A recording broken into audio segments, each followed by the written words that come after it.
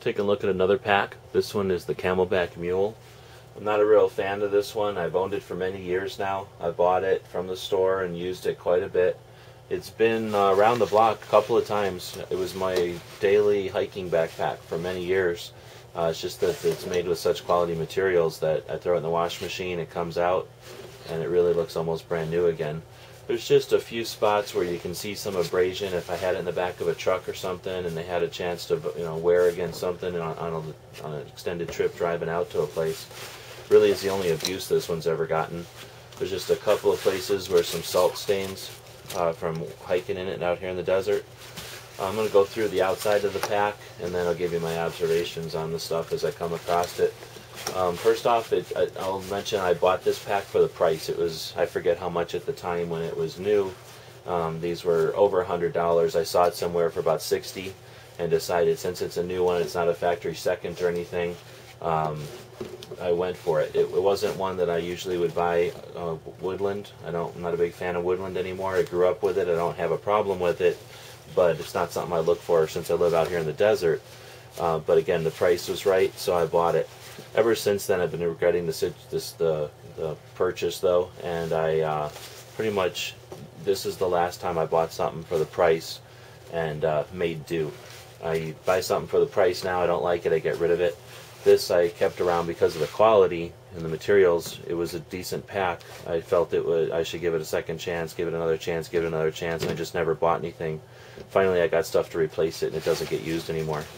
So it's called the Mule.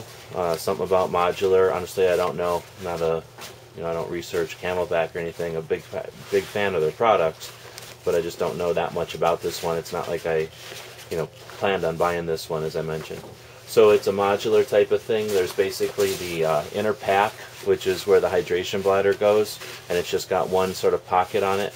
And then this outer pocket is two big pockets, and this outer pouch, I guess, attaches to the main pack. And then there's this compression section, a compression like flap, and this compression flap would have had a small pack that attached on these attachment points. I'm not real hot on these attachment points. A couple of times they've just come loose on me in storage or just in transport. So if the pack isn't full of stuff, these things tend to just fall apart. They're just a sort of thing that goes into another thing. I don't know how to describe it here, but they basically work on the premise that the pack's going to be at least full enough to keep tension on these attachments, and if it's not, like I say, they come off. So for that reason, plus on a backpack, this backpack's a little small for me anyway. I'm tall, and these backpacks are just never long enough for me.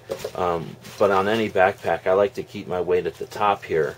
On an ideal backpack has good straps and a good belt, so the backpack is attached to your back. And in that situation, I really like my weight up behind my head, as opposed to down at the bottom by my butt or way out behind me. And that's where this flap, if I would have this extra pouch on it, that's putting that weight as far out from me in the wrong position that I'd ever want, and it makes you back heavy, and it's just something you have to fight.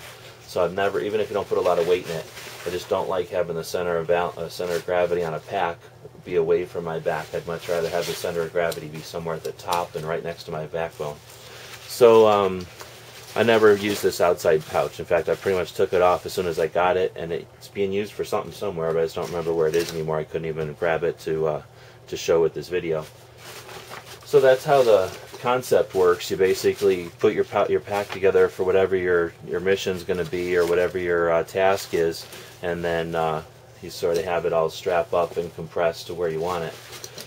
Starting with the hydration pocket, it's literally just a big giant open pocket here, and there's a sort of a heavy piece of plastic, hard to see, heavy piece of plastic here, maybe twice or three times as thick as a credit card. So it's pliable still, very, it's not rigid, but it's just rigid enough to provide some shape to the pack.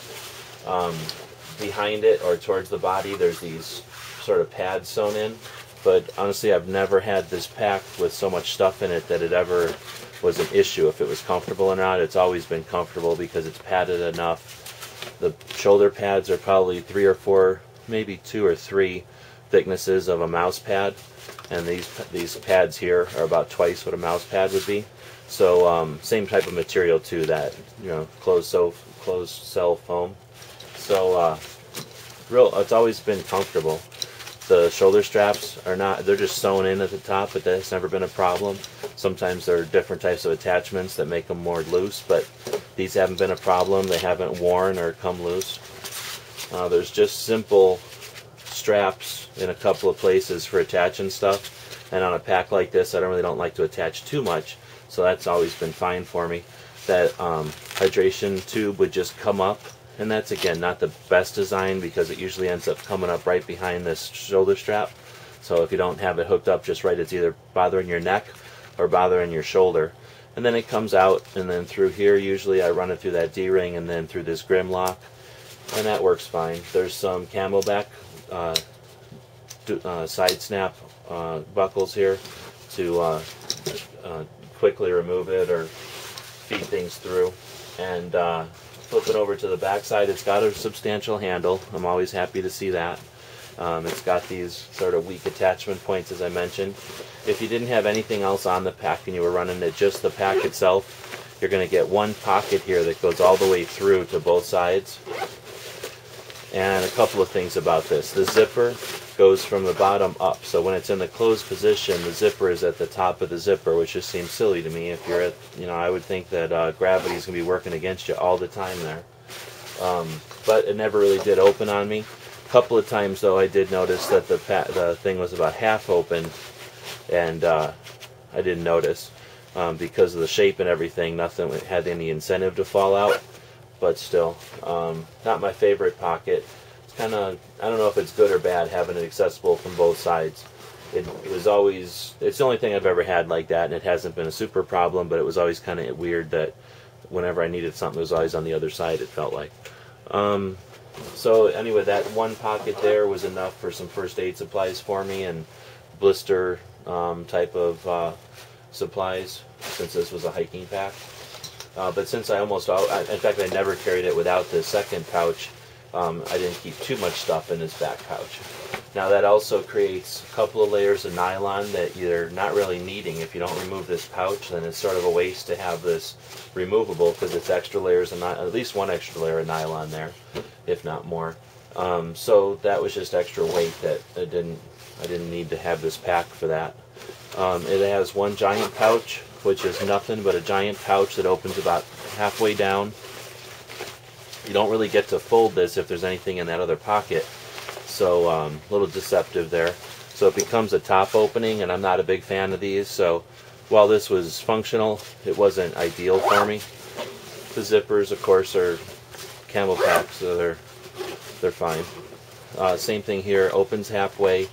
There's more of the admin type of pockets in this one for some pens and stuff. Adequate, not great. Notice here some of the construction, inside on the construction. No taping around the seams here or around the edges. To their credit, the materials they used were decent, and even after multiple washings in a wash machine and years of use, this is not frayed at all, really. There's nothing here, and I don't remember ever taking a lighter to this, so it's not as though I cleaned it up for the video.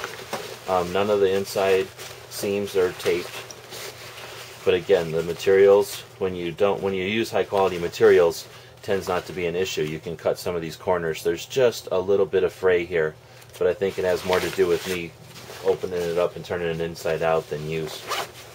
Again, the zippers are fine.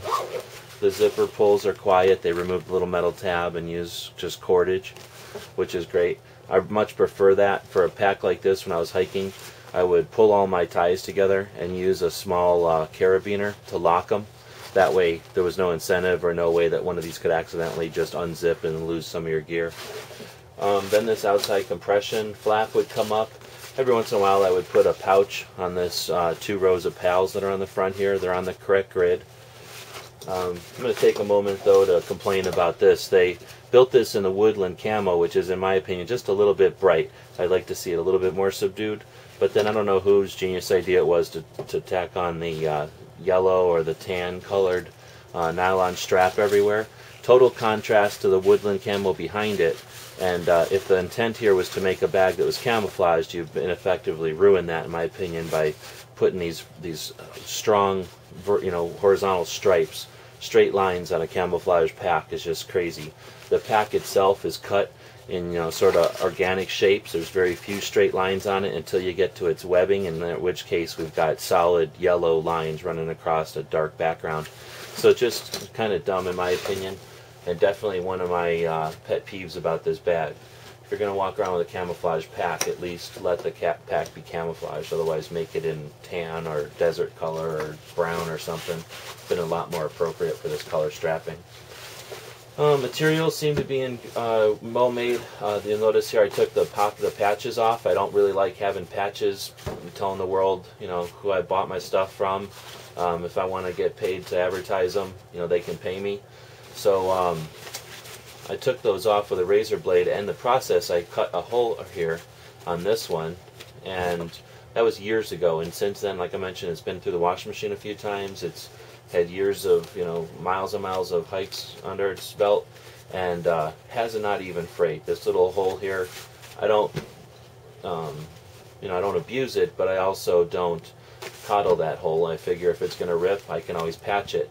It's just never been an issue. I don't stick my finger in it too often, but I don't not use the pack because of it, and that hole never opened up on me. So again, it's a love and hate relationship with this bag for me. I do like the manufacturer. I like Camelback. I like the materials they used. I like the construction of it, but I don't like the design. I don't like the color. I don't like the function of it. So again, after years of being cheap and being stubborn, I finally quit using it. I do keep it around though as a spare pack or as an emergency pack.